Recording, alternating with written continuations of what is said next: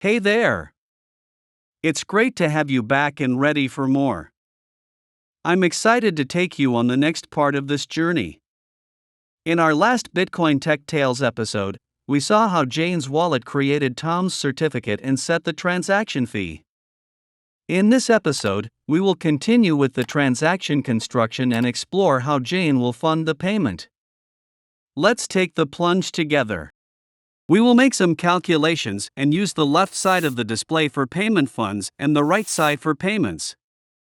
Therefore, we fill in the value of Tom's certificate on the right. Next, we need to fill in Jane's certificates on the left. The sum of certificates on the left must be higher than those on the right because Jane must also pay the transaction fee.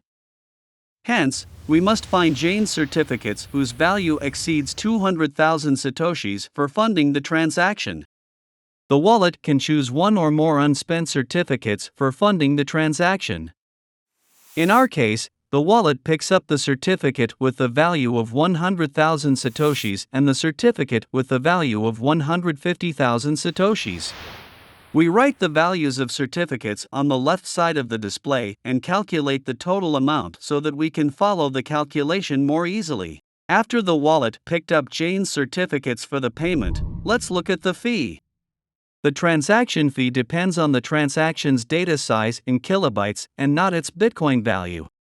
At this point, the wallet can already estimate the data size of this transaction.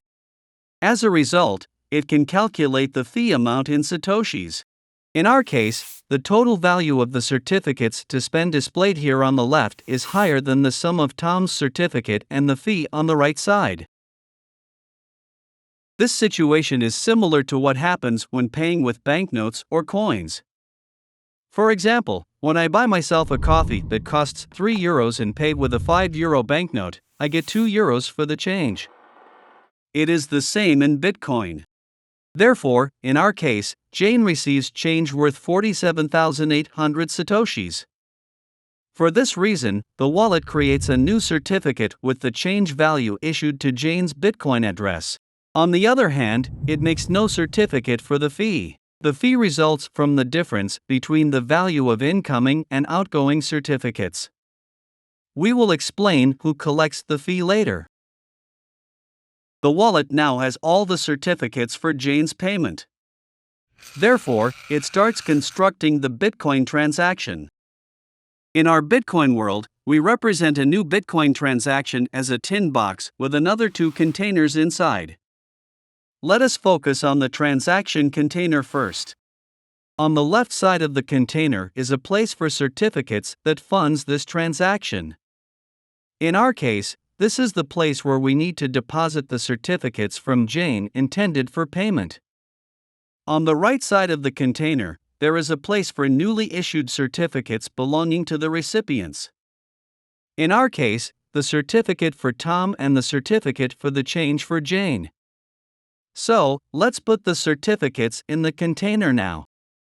Jane's certificates, used to fund this transaction, are stored on the blockchain. The wallet only has a copy of them. For this reason, it is sufficient to provide information on where to find the original certificate and put only the coupon into the transaction.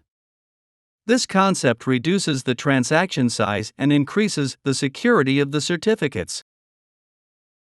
We transmit Bitcoin transactions over the internet, and they are subject to hacker attacks.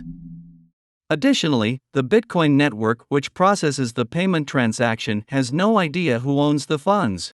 That's why we have the second container, namely the witness container, in our message box. In this container, we put extra data, also called the witness.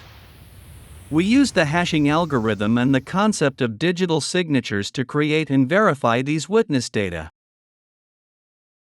Thanks for joining me in this episode, where we proceeded with the transaction construction and filled in all input and output certificates in the transaction container. Before we continue with the creation of the witness data, we will explain the hashing algorithm in the next episode before we get to know the concept of digital signatures in the episode after next. So, join me again in the next episode of the Bitcoin Tech Tales series for the next part of this exciting journey down the rabbit hole. See you.